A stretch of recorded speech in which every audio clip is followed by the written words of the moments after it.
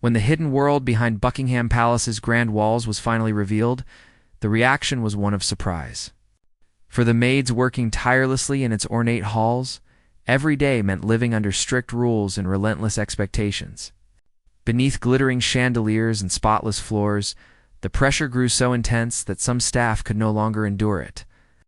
But what, hidden in plain sight, drove these devoted workers to abandon one of the world's most iconic residences? This is the startling truth they never imagined they would share: the crushing demands faced by the palace maids Buckingham.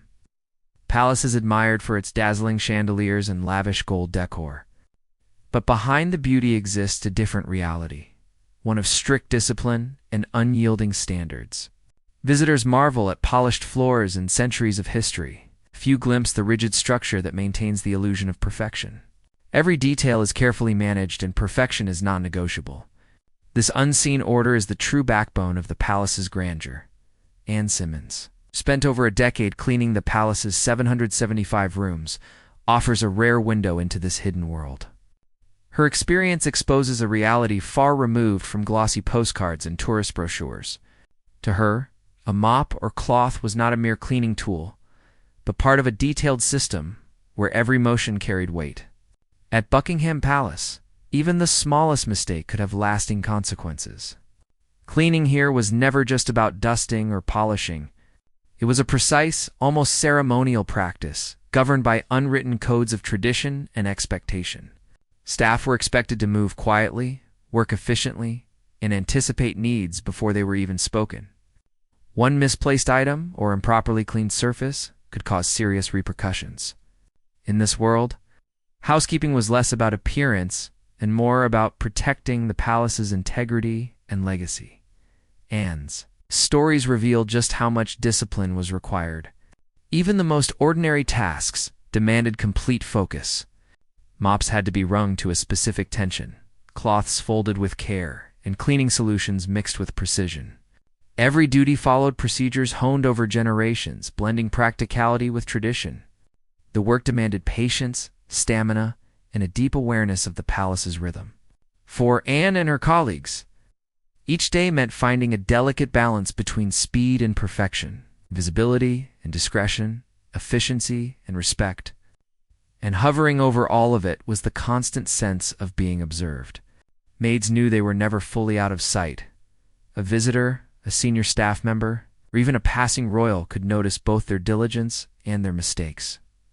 Vigilance was not optional. It was survival. Discipline became second nature, and attention to detail defined every single task, whether it was a grand hall or a private suite.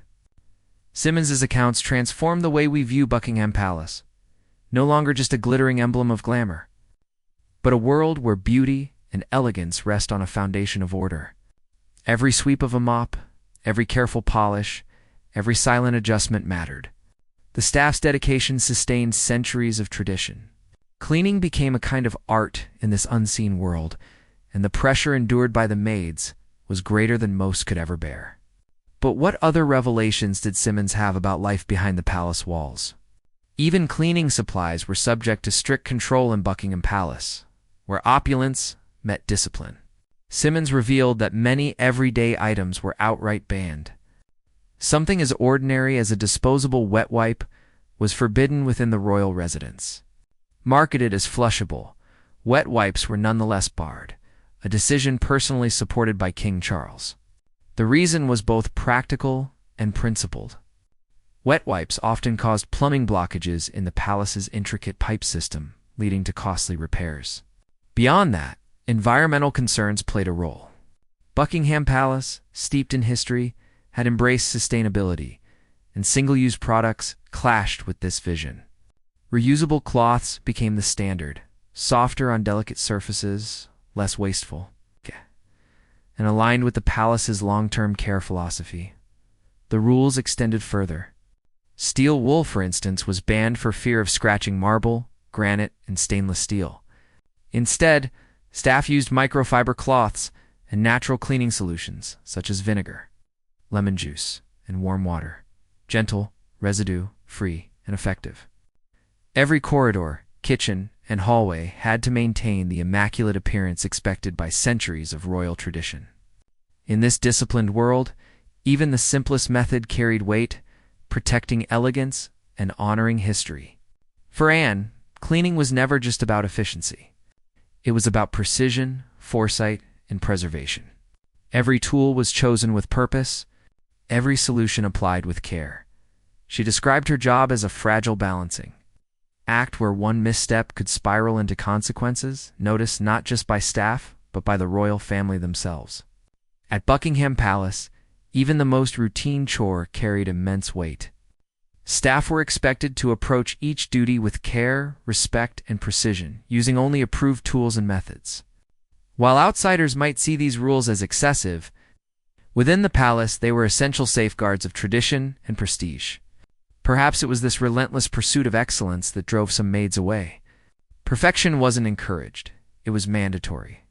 Every corner of the palace had to embody the rigorous standards of a globally recognized royal residence. Anne's perspective shines a light on a world where even the simplest tasks, mopping a floor, polishing a counter, scrubbing a sink, required skill, discipline, and knowledge. In this environment, cleaning was elevated beyond routine labor into an art form. It's an act of loyalty and a daily commitment to uphold an icon. Every cloth, every handmade solution, every careful stroke symbolized Buckingham Palace's unending pursuit of perfection. Yet the weight of such responsibility was immense, leaving maids struggling under its strain.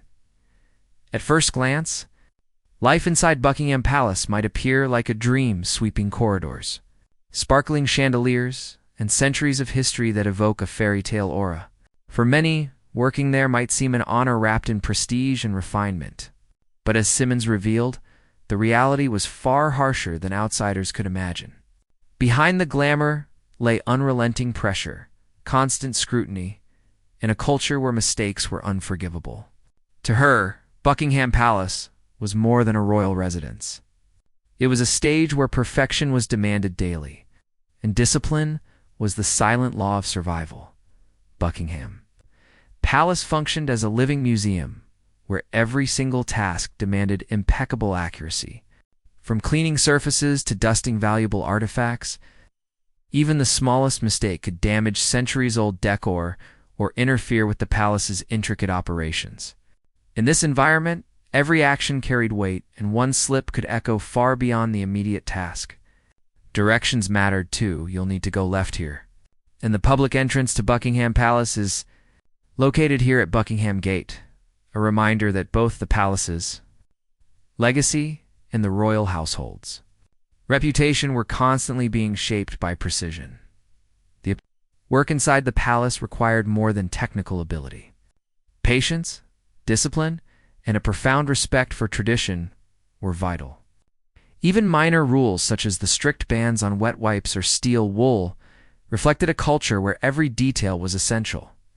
Disposable wipes, though marketed as flushable, could clog the palace's plumbing, while steel wool risked scratching marble and polished stainless steel.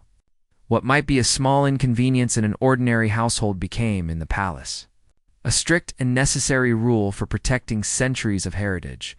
For Anne and her co-workers, cleaning was never just about chores. It transformed into a disciplined form of art. Every motion, every stroke, and each measured use of carefully prepared cleaning solutions required focus and reverence. Soft microfiber cloths and homemade mixtures of vinegar, lemon, and warm water were employed to maintain the palace's priceless interiors. They understood that each duty mattered. Every tool had a designated purpose, and every action upheld and unblemished. During standard of excellence, discipline was non-negotiable. Staff were always aware that their work directly influenced the palace's flawless image. A hallway swept poorly, a table polished too aggressively, or a single oversight in a stateroom could threaten the facade of superiority. No matter how small, every action carried significance. Anne's account reveals an aspect of Buckingham Palace rarely glimpsed by the public. Beneath the grandeur and historical importance lay a workplace defined by rigor, attentiveness, and an unwavering devotion to tradition. These rules and demands were woven into the palace's legacy, shaping the lives of those who served there and imposing responsibilities few outsiders could truly understand. Life within these walls blended privilege with duty. Staff held the rare honor of working amid history, culture, and luxury that few people would ever experience. Oh. But with it came an unrelenting expectation of flawlessness. Every corridor walked, every meal prepared, every surface cleaned had to align with the palace's exacting standards. Darren McGrady's recollections make it clear that beneath the palace's glittering exterior lies a tightly organized, disciplined world where tradition governs not only the monarchy, but also those who support it. Accuracy, hierarchy, and vigilance defined every moment, while the invisible weight of history and protocol ensured that staff lived in a realm utterly different from public perception. Inside Buckingham Palace, every action mattered. Every task required precision, and daily life thrummed with discipline. The regulations were extensive, so much so that the pressures extended into the Queen's kitchen. Here, the vibrancy of palace life stretched beyond ceremonial halls and formal corridors into the very heart of royal dining. McGrady, the Queen's former chef, explained that working there was unlike any other culinary setting.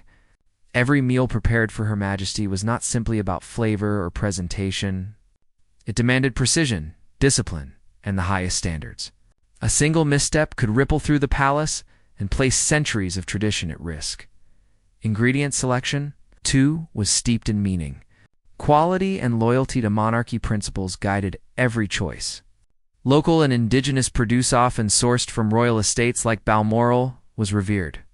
Fresh berries, garden vegetables, river salmon, and estate-raised venison symbolized more than sustenance. They represented the Queen's connection to her lands and her respect for Britain's natural wealth.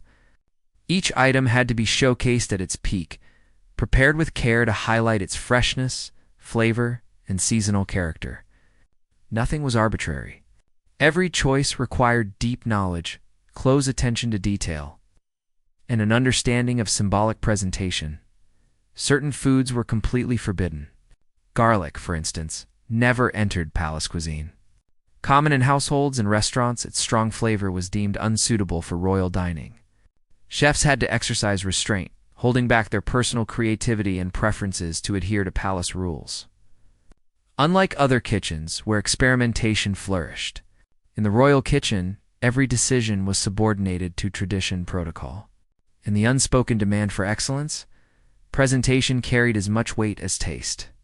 Each plate had to be flawlessly arranged, showing not only skill, but also respect for the Queen's expectations. A garnish placed incorrectly, or a mismatched blend of flavors, could be judged as negligence, clashing with the household's meticulous standards. Taste alone was never enough. Visual harmony and symbolic significance mattered equally. For McGrady, the kitchen mirrored the palace itself, a realm where precision reigned. Every action mattered, and traditions, centuries old, dictated the work ethic. This relentless culture of discipline extended beyond food preparation.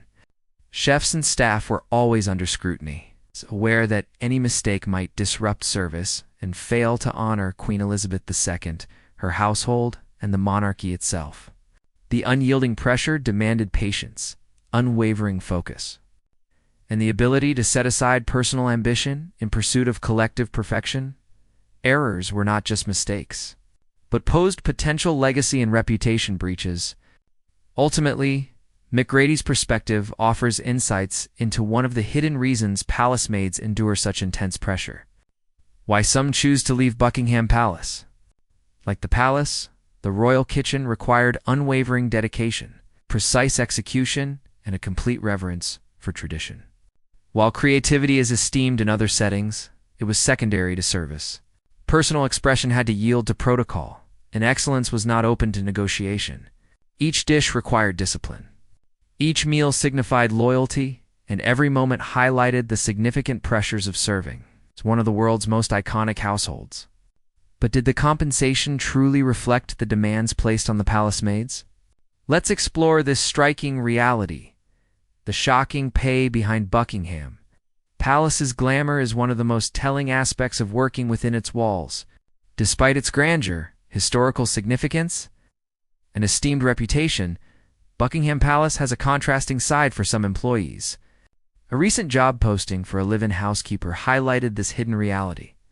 The hourly wage offered was just £7.97, well below the national minimum wage for those over 22 years old. The annual salary of £19,900, which included accommodation and meals, sparked immediate backlash from labor unions and commentators who criticized the pay as obscene, given the royal household's wealth. While it is legal for employers to make deductions for lodging, allowing them to lower wages to account for accommodation expenses up to £8.70 per day, or £60.90 per week, including a 15% employer pension contribution, the palace positioned this as part of a competitive, overall compensation package. Nevertheless, the disparity between the prestige of working at Buckingham Palace and the reality of the pay garnered public attention, underscoring the challenges of valuing domestic roles within elite settings. Buckingham Palace responded that the reported hourly rate was a mistake and that the overall compensation, when factoring in accommodation and meals, is competitive with similar live-in positions throughout London. Critics, however, argued that even with these benefits, a wage does not adequately reflect the expertise, commitment, and discipline required to work at one of the world's most renowned residences. The job posting reveals the inherent tensions in palace employment. Employees are expected to perform their duties in a disciplined environment, which ranges from tidying lavish rooms to caring for historic decor. Living on site increases their responsibilities as they must always be available and adhere to strict palace guidelines. The comparatively low pay juxtaposed with these high expectations highlights an often overlooked aspect of life behind palace gates that rarely enters public discussion. This situation also illuminates broader challenges faced by live-in domestic workers in upscale households. While legal provisions allowing for accommodation cost deductions are common, they can result in workers earning below standard wages, particularly in high-cost cities like London. For Buckingham Palace, a symbol of luxury, the low advertised salary underscores the disconnect between public perception and the everyday realities of those who support the royal family. Ultimately, this incident represents more than just a financial issue. It reveals the unseen challenges, sacrifices, and complexities palace staff face. While the public is captivated by the palace's dazzling interiors and ceremonial splendor, the workforce behind the scenes grapples with demanding responsibilities, long hours, and the expectation of excellence, often for compensation that does not reflect the position's prestige. This insight into Buckingham Palace's employment practices offers a revealing perspective on the human aspects of royal life where duty, service, and reality frequently intersect behind palace walls. What do you think are the factors that have led to Maids departing from Buckingham Palace? We'd love to hear your insights in the comments below. Remember to like and subscribe.